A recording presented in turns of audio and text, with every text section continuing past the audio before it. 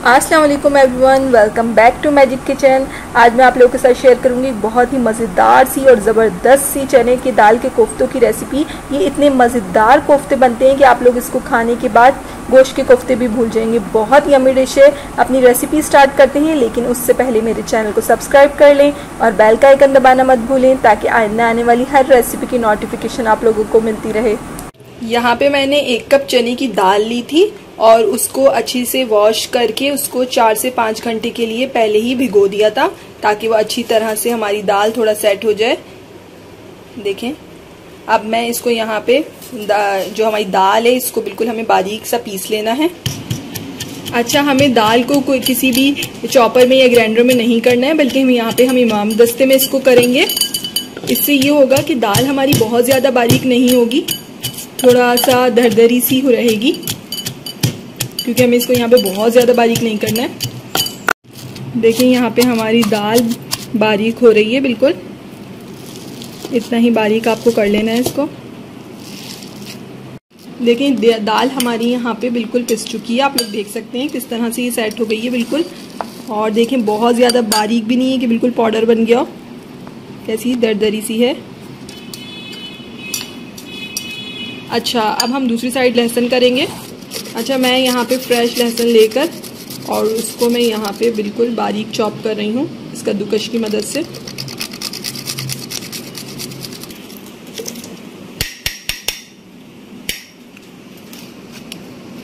देखिए, यहाँ पे मैंने लहसुन को चॉप कर लिया है।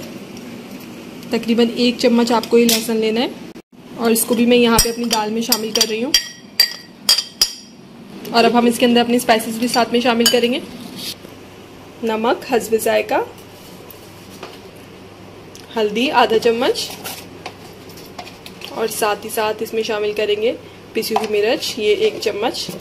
और यहाँ साथ में मैं शामिल कर रही हूँ 1 हरी मिर्च बारीक चॉप की हुई, और थोड़ा सा हरा धनिया, ये भी बारीक चॉप किया हुआ।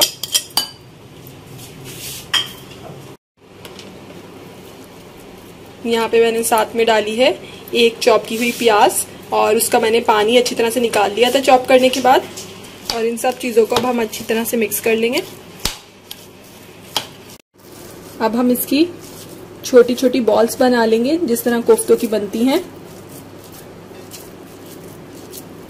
हल्का सा हाथ को आप थोड़ा सा गीला रखें ताकि बॉल आसानी से बन जाए, या फिर कोई ऑयल लगा लें। देखें, इस तरह से ये आपकी बॉल्स बन जाएंगी। देखिए, यहाँ पे मैंने इन कोफ्तों के लिए बॉल्स बिल्कुल तैयार कर ली है। माशाल्लाह, देखिए कितनी परफेक्ट बनी है ये। अब हम इसको फ्राई करेंगे ऑयल के अंदर।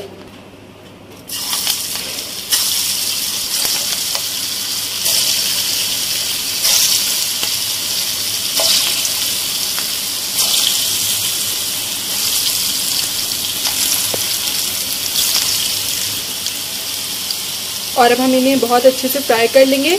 अच्छा, हमें फ्लेम अपना मीडियम से फिर लो कर देना है, ताकि अच्छी तरह से अंदर तक से हमारे कोफ्ते बिल्कुल पक जाएं और कोई कच्ची ना रहे हमारी दाल।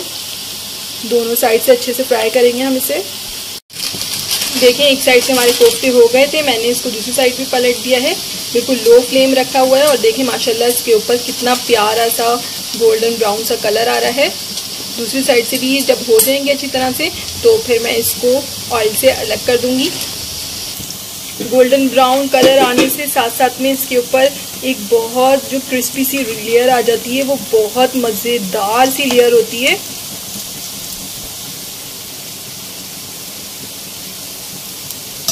दूसरी साइड से भी मैं इसको पलट रही हूँ। यहाँ पर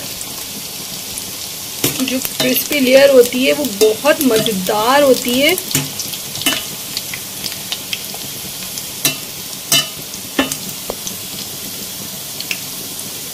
हम लोग गोश्त की या चिकन के कोफ्ते तो खाते ही रहते हैं, ये ज़रूर खाइएगा, आप लोगों को बहुत पसंद आएंगे।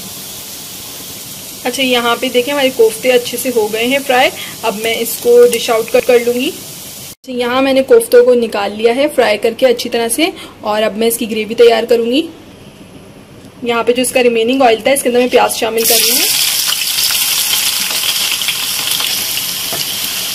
यहाँ पे मैंने 2 दरमियानी साइज़ की प्याज लेके उनको बिल्कुल बारीक काट लिया था, और यहाँ पे मैं इस प्याज को फ्राई कर लूँगी अच्छी तरह से। यहाँ प्याज को हमें इतना फ्राई करना है कि इसका कच्चापन बिल्कुल ख़त्म हो जाए और इसके ऊपर एक अच्छा सा ब्राउन सा कलर आ जाए। देखिए यहाँ पे हमारी प्याज फ्राई हो गई है और तो कलर भी चेंज हो गया और थोड़ी क्रिस्पी भी हो गई है। अब हम इस प्याज को निकाल लेंगे। मैंने जो तली हुई प्याज थी वो उसको मैंने एक जग में डाल दिया है ताकि मैं इसको बिल्कुल बारीक पीस लूँ। और मैं इसमें साथ में डाल रही हूँ 1 बोल दही का और इन दोनों चीज़ों को मिलाकर बिल्कुल ब्लेंडर में हम इसका एक पेस्ट तैयार कर लेंगे। यहाँ पे मैंने दही और तली हुई प्याज से एक पेस्ट तैयार कर लिया है और अब इसकी ग्रेवी की तरफ चलते हैं। अब इसकी ग्रेवी के लिए मैंने यहाँ पे एक पैन में ऑयल ले लिया और उसमें शामिल कर रही हूँ लहसुन अदरक का पेस्ट 2 खाने की चम्मच। लहसुन अदरक को हम यहाँ पे इस ऑयल में थोड़ा भूनेंगे और यहाँ से मैं शामिल कर रही हूँ स्पाइसेस। हल्दी आधा चम्मच, पिसी हुई मिर्च 2 चम्मच, पिसा हुआ धनिया पाउडर ये भी 2 चम्मच और सब मसाले को हमें इसके अंदर साथ में अच्छे से भूनना है।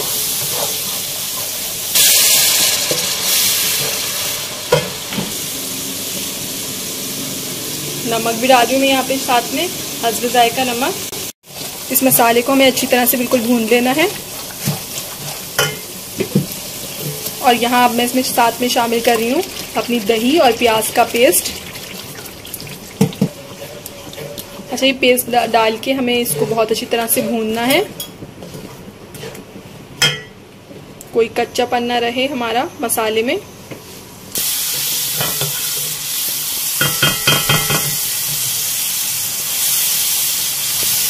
यहाँ अब मैं इसमें अपने कोफ्ते भी शामिल कर रही हूँ।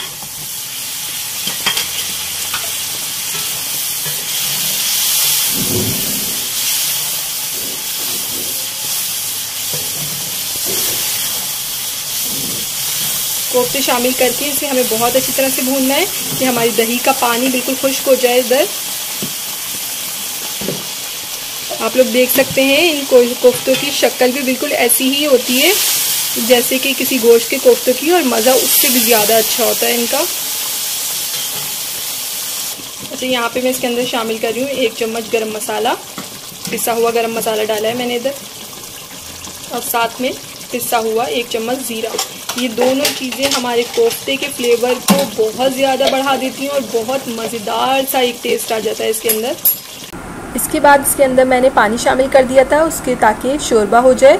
आप लोग अपने हिसाब से रख सकते हैं, जितना आपको थिक या इसका थिन शोरबा रखना हो अपने हिसाब से आप इसके रख सकते हैं, पानी डाल सकते हैं। बहुत ही यम्मी खुशबू आ रही है। यहाँ पे ये रेडी है, बस मैं इसको डिश आउट करूँगी।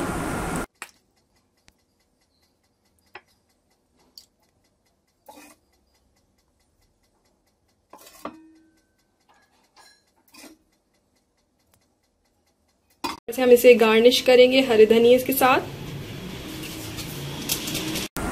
जी, तो ये रहे हमारे यहाँ गर्मा गर्म मज़ेदार से चने की दाल के कोफ्ते, जिसका मज़ा बहुत लाजवाब है। आप लोग इसको सर्व कर सकते हैं चपाती के साथ या फिर नान के साथ, बहुत मज़े के बनते हैं। आप लोग इसको ज़रूर ट्राई कीजिएगा। रेसिपी अच्छी लगे तो मुझे लाइक और कमेंट के ज़रिए ज़रूर बताइएगा आप लोगों को कैसी लगी थी।